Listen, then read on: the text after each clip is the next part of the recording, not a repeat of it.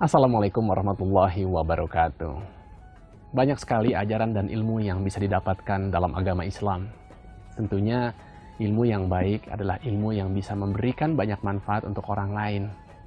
Nah, Anda mungkin pernah mendengar ilmu tasawuf.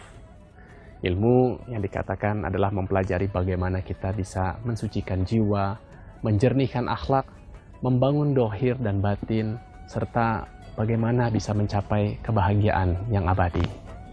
Bersama dengan Profesor Dr. Kiai Haji Said Akil Siroj, Ketua Umum PBNU, saya akan mengajak Anda untuk kita membahas mengenai hal ini dalam Risalah.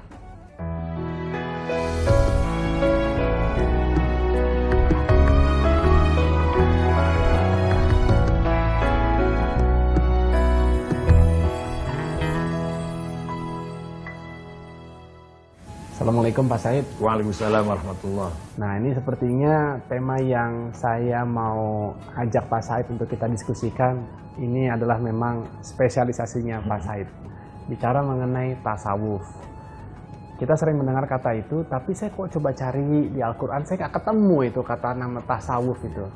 Itu asal muasalnya dari mana dan apa sih sebenarnya definisi atau makna dari kata tasawuf itu Pak Said? Bismillahirrahmanirrahim. Bicara tasawuf berarti bicara masalah yang sangat luas dan tidak cukup waktu sampai akhir hayat pun nggak cukup waktu bicara tasawuf. Kenapa kok sampai begitu? Karena bicara hakikat, bukan bicara yang parsial, membicarakan sesuatu yang universal. Nah, sebenarnya agama Islam sendiri sudah membawa faktor tasawuf, yaitu faktor membersihkan hati. Al-Quran dalam surat Al-Hajj ayat 54, wal ya'lamal ladzina utul ilma annahul haqqu mir rabbika fayu'minu bih fatukhbita lahu qulubuhum. Wal ya'lamal ladzina utul ilma annahul haqqu mir rabbik. Pertama kali mencari kebenaran dari Allah, al-haqqu mir rabbik adalah dengan ilmu. Alladzina utul ilma, kalau kita mau benar. Setelah mendapatkan ilmu, belum ada gunanya kecuali kalau fayu'minu bih, beriman kepada Allah.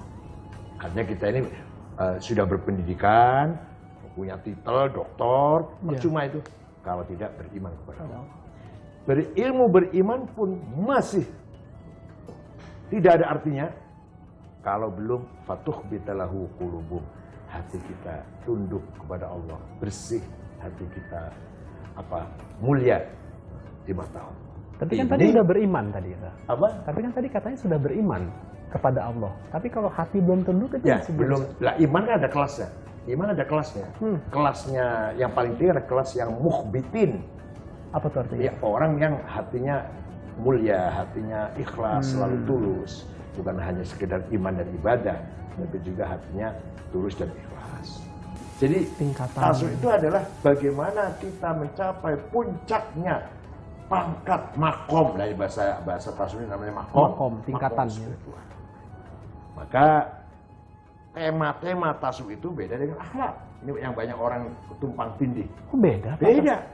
Kalau akhlak itu birrul walidain, hormat orang tua, ikramud dhuyuf, hormat tetamu, ikramul jiran, hormat tetangga. Kan hal-hal yang benar yang bagus juga. Imatatul adza, menyingkirkan yang mengganggu di jalanan lah ya. Itu harus dijalankan. Bagus. Tapi itu namanya akhlak, belum namanya tasawuf. Jadi saya menghormati tamu. Ya. Kalau hati saya tidak ikhlas, itu nol. Tapi saya sudah mendapatkan akhlak yang baik. Saya silaturahim, menjami uang atau membantu bangunan masjid. Tapi sebenarnya hati nggak ikhlas. Hati nggak ikhlas, nol. Walaupun saya bantu masjidnya 1 miliar, pahala nol tuh, sama sekali nilai tasawufnya nggak ada. Tapi saya udah orang yang berakhlak, orang peduli. Nah, jadi tema-tema akhlak itu beda. Hormat orang tua, hormat tamu, hormat tetangga, itu akhlak. Tapi kalau tasawuf temanya cari makom spiritual. Makom itu menurut standar ada 7. Taubat, wara', zuhud, sabar, tawakal, ridho dan syukur, dan ma'rifat. Tapi kalau menurut Syekh Abdul Qadir Al-Jilani ada 40 makom itu. Walah. Kalau menurut Imam Ghazali 14. Ya, tergantung ada rinci atau tidak. Nah, definisi tasawuf yang paling pertama muncul ada definisi tasawuf adalah yang didefinisikan oleh Syekh Abu Mahfud Ma'arif Al-Karhi, wafat tahun 200 Hijriah. Tasawuf ialah al-akhdhu bil haqa'iq wal ya'su mimma fi aidil khala'iq. Menggapai kebenaran, berpaling dari kepalsuan. Padahal di dunia ini 99,9 palsu semua ini. Palsu semua. Baik yang pakai kopiah atau pakai sorban, palsu. Yang pakai dasi, yang pakai jas, palsu. Kok pas saya yang bisa ada ngomong gitu? pangkatnya, bintangnya 4 di pundaknya, palsu. Contoh, ada orang masih takut dengan sesama orang. Itu berarti orang bukan orang besar itu. Ada orang kok masih segan, malu, terperanjat. Ya. Atau sebaliknya, senang, gembira, bangga, dipuji oleh sesama orang. Iya. Kecil itu orang itu. Orang itu kecil itu. Kalau orang yang mulia tidak membusung ketika dipuji dan tidak minder ketika dicaci. Hanya Allah yang dia tahu. Ini orang besar. Saya berjuang, saya mengabdi pada negara ini bukan ingin pangkatnya supaya tanda jasa atau pangkatnya kelihatan, tidak, karena betul-betul demi rakyat, demi bangsa. Begitu pula yang orang Islam, berjuang Islam betul-betul karena ingin menyampaikan dakwah, bukan ingin amplop, bukan ingin kedudukan di menjadi ketua organisasi atau ketua majelis ulama. Ini yang orang besar. Ini makanya tasawuf adalah bagaimana cara menggapai kebenaran dan berpaling dari kepalsuan. Bagaimana cara menggapai kebenaran dan bagaimana berpaling dari kepalsuan. Itu kita udah Jangan bicara. dikira kalau semua orang cium tangan saya berarti orang itu senang semua. Atau sebaliknya juga bisa. Jangan dikira kalau saya cium tangan orang berarti saya itu senang. Jangan dikira kalau anak buah hormat atau satpam itu hormat, kalau majikan datang itu dia betul-betul dari hatinya hormat. Dan seterusnya dan seterusnya. Baik. Maka tasawuf adalah hakikat, mencari hakikat sebenar-benar di sesuatu, bukan hanya basa-basi, bukan hanya kepalsuan. Belum tentu yang pakai sorban besar, pakai sajadah dari imam, kemudian ceramahnya ditepuki tangan, belum tentu itu di mata Allah ada nilainya. Belum tentu orang bangun masjid dengan uangnya sendiri, itu bagi Allah ada nilainya. Belum tentu yang baca Qur'annya enak, suaranya merdu, itu ada nilainya di mata Allah. Allah hanya melihat orang yang betul-betul mencari hakikat Allah. Kalau kita bicara tasawuf, kita bicara mengenai hakikat, bagaimana kita membersihkan hati kita untuk bisa mencapai puncak spiritual kita kepada Allah. Dan tadi dasar-dasar tasawuf adalah bagaimana kita membangun spiritual kita dan rohani kita. Karena justru sebenarnya itulah yang terpenting ketimbang hanya jasmani semata. Dan hidup ini tadi dikatakan oleh Pak Said ada dua sisi ya Pak ya. Ada sisi lahir dan sisi batin. Dan inilah memang yang harus kita juga latih. Tapi sekarang jadi pertanyaan, bagaimana kita bisa melatih diri kita untuk bisa mencapai kealiran tasawuf ataupun bisa mencapai tadi makom-makom yang ada setelah yang satu ini ya.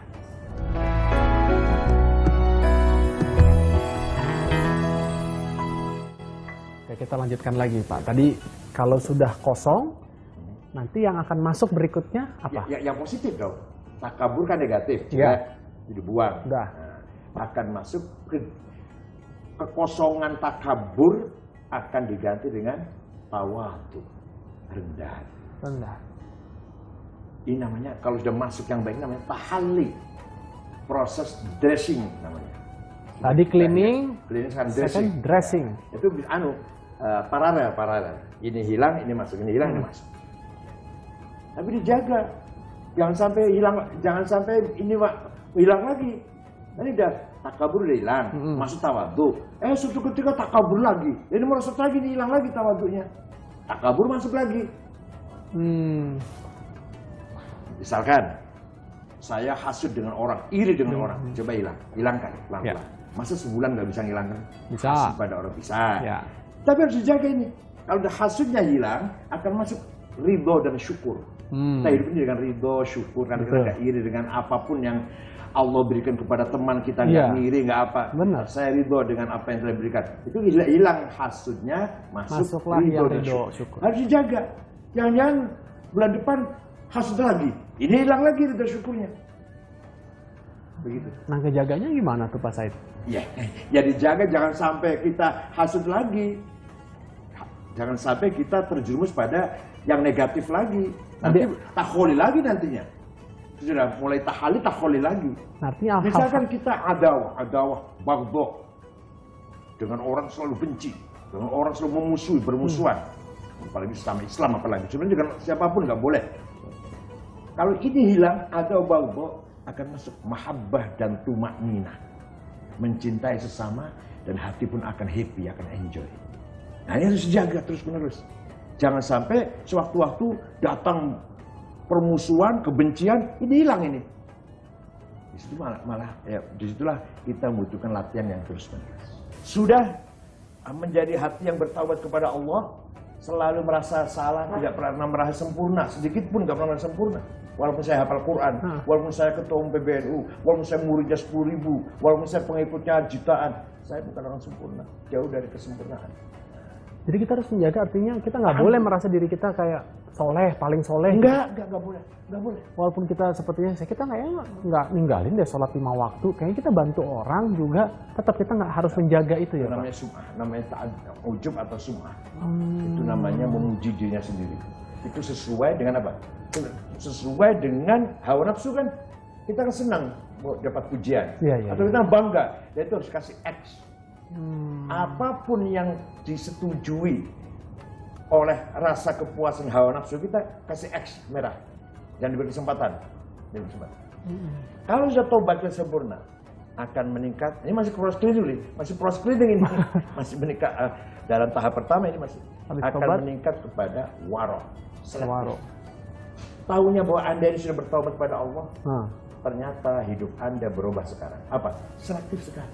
Tidak asal masuk, tidak asal ngambil, tidak asal kaya atau menumpuk, tapi betul-betul yang halal, halalan thayyiban baru diambil. Yang enggak, walaupun berapa saja. Ini namanya Anda taubatnya sudah selesai. Akan naik menjadi wara. Bahasa Arabnya wara. Nah, tanda bahwa sudah waroknya sudah sempurna, kita akan muncul dalam hati kita zuhud. Asketis. Menganggap dunia ini nggak ada apa-apanya. Dunia ini memang nggak ada apa-apanya dunia ini. Orang yang hartanya triliunan mati juga kok, udah mati ditinggal, kok dibawa. Di mata Allah dunia nggak ada apa-apanya. Juga di matanya orang yang mempunyai idealisme yang tinggi, nggak ada apa-apanya harta ini. Apa sih? Oke, jadi artinya orang yang sudah mencapai tingkatan tadi asketis, dia berpenampilan sangat-sangat amat sederhana, nggak lagi pakai jam tangan yang bagus. Tidak harus begitu, Hatinya tidak orientasi terhadap dunia. Oh, bukan artinya soal yang lahirnya punya mobil, punya rumah, boleh-boleh saja. Syekh Abdul Qadir Al-Jilani orang kaya. Beliau waliullah, tinggalnya di Baghdad tapi punya tanah di Mesir. Kairo kan barat tuh, barat kan timur Irak. Beli tanah di Mesir, diwakafkan pada fakir miskin. Sampai sekarang masih ada. Syekh Abdul Hasan Asyadili, waliullah juga, kaya raya, muridnya ditanggung, pengikutnya ditanggung, makannya apanya segala macam, kebutuhannya ditanggung oleh gurunya. Oh, saya pikir tuh selama ini kalau yang sudah sampai tingkatan yang asketis itu artinya dia udah nggak kayak kita gitu loh Pak Said, memang masih necis penampilannya, jam tangan bagus, mobil juga bagus, bener-bener yang sudah kayaknya dunia itu udah nggak dipikirin karena tadi penjelasannya seperti itu, tapi ternyata bukan sesuatu yang sifatnya lahir. Artinya begini, saya punya mobil, tapi nggak ada harganya. Jadi apa yang ada di sisi Allah lebih baik, lebih mulia daripada mobil saya, daripada uang saya, daripada rumah saya. Makanya barang kecil remeh. Baik Pak Said. Itu namanya zuhud. Nah, kalau 3 ini sudah selesai, namanya proses taholli selesai. Proses taholli. Ta'abbud, betul-betul menjadi hamba Allah. Oke.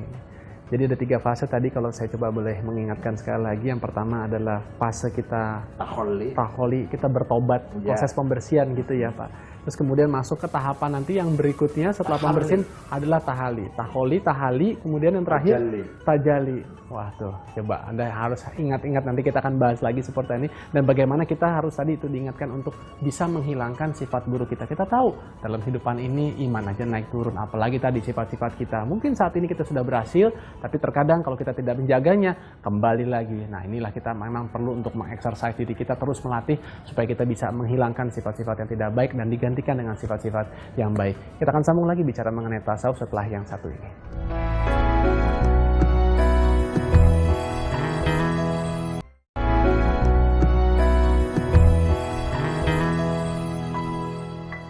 Nambah deh kosakata baru kita, takholi, pembersihan, cleaning.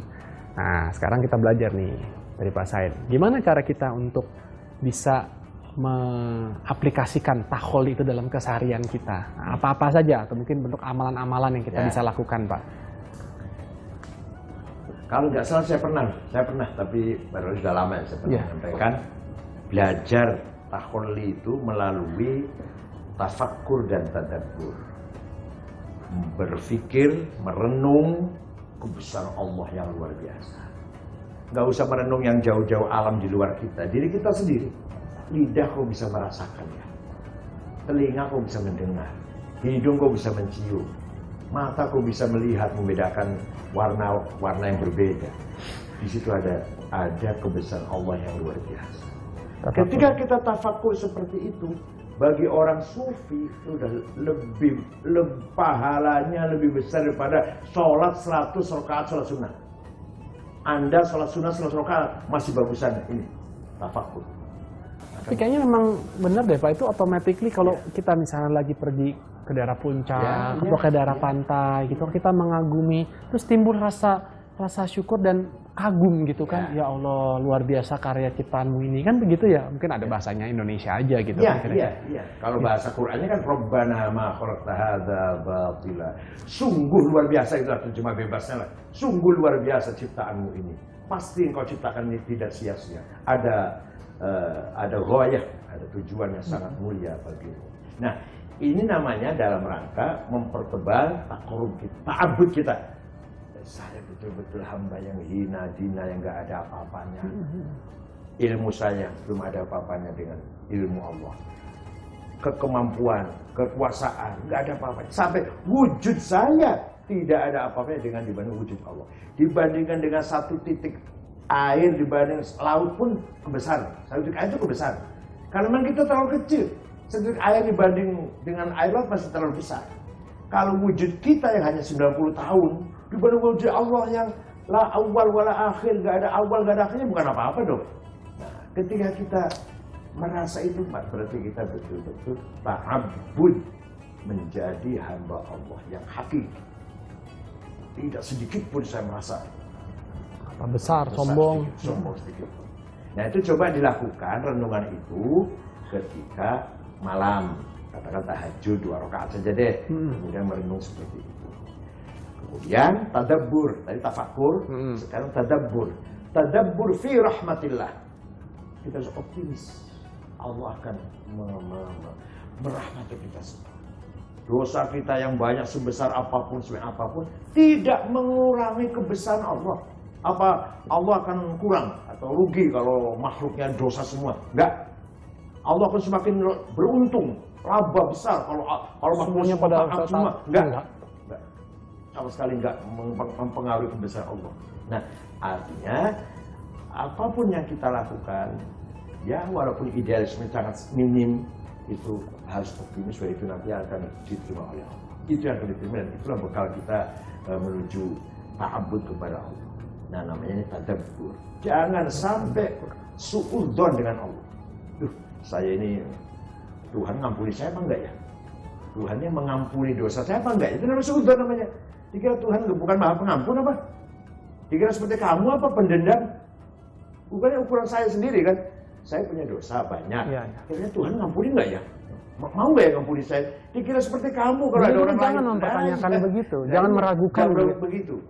Itu nanti ukurannya ukuran kita, namanya ukurannya parsial. Kita kalau marah dengan orang sulit dimintai maaf.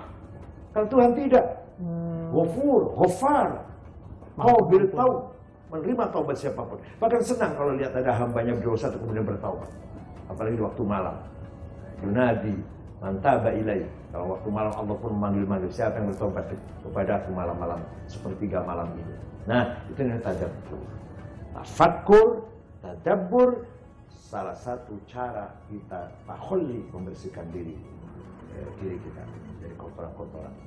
Nanti insya Allah kalau yang akan datang kita bicara tahalli, nanti ada nilainya semua. Katakan saya baca tasbih 33 kan? Ya. Subhanallah, subhanallah, subhanallah. Yang ikhlas katakan 10 kali. Yang lainnya ngelamun. Itu yang ngelamun itu akan tertarik oleh yang ikhlas. Oh gitu. Jadi baik, jadi nanti diterima semua. Sholat. Ini yang sholat yang paling penting. Sering kali nggak khusyuk. Ya. Harus ada khusyuknya. Yang minum satu rakaat lah. Kalau nggak bisa Fatihahnya, ketika baca Fatihah saya khusyuk. Ketika baca Fatihah kita betul-betul khusyuk. Yang lainnya ngelamun atau kemana-mana. Iya. Itu nanti yang khusyuk sekian persen itu akan menarik sholat kita menjadi sholat yang bernilai. Jadi kita jangan sampai ngerasa pesimis. Betul, kayaknya saya nih kalau sholat harus ada batas minimalnya harus ada. Iya. Kita harus ikhlas dalam sholat. Harus ada ikhlasnya. Walaupun ketika baca Fatihah saja kita ikhlas. Yang lainnya ngelamun atau apa. Nanti yang tidak ikhlas ini akan tertarik menjadi ikhlas dengan berkat kita ikhlas yang sebagian itu. Itu nanti betul-betul kita merasakan nikmat ta'abbud. Oke, Pak. Tapi terakhir saya juga pernah dengar istilah itu loh, Pak.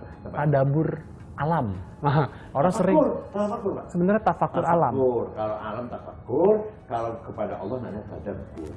Tadabbur dengan Quran. Tadabbur namanya. Mentadaburi Al-Quran. Oke.